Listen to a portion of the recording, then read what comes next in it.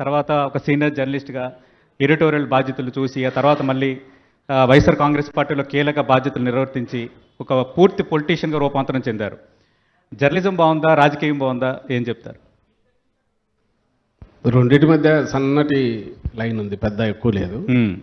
ఎప్పుడూ అనుకునేవాళ్ళం మేము జర్నలిజంలో ఉన్నప్పుడు కూడా, రింగ్ సైడ్ వ్యూ అక్కడ చూసేవాళ్ళం, దాని గురించి అబ్జర్వ్ చేసి రాసేవాళ్ళం. ఇది రింగ్ లోపల ఉన్నాం. సహజంగానే అప్పుడుండే ఆలోచనలు కానీ, ఇది ఇలా ఉంటే బాగుంటుంది, ఈ వ్యవస్థ ఇలా ఉంటే బాగుంటుందని ఏవైతే ఉంటాయో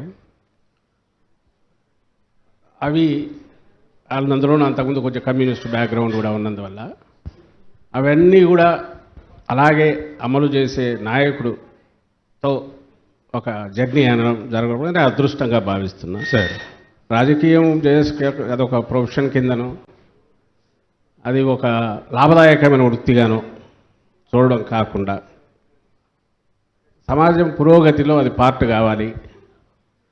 ప్రజల్లో మమేకమై చేసే రాజకీయమే నిజమైన రాజకీయం. ప్రజల అజెండా ఏదైతే ఆకాంక్షలు ఉంటాయో వాటిని ప్రతిబింబించేది, అమలు చేయగలిగేది రాజకీయం అనే నాయకులతో అంతకుముందు కొంచెం దూరంగా, ఇలా కాకుండా రాజశేఖర రెడ్డి గారితో, ఇప్పుడు జగన్మోహన్ రెడ్డి గారితో ఆయనతో కలిసి అడుగులు వేయడం అనేది ఇది ఒక అదృష్టంగా భావిస్తున్నా.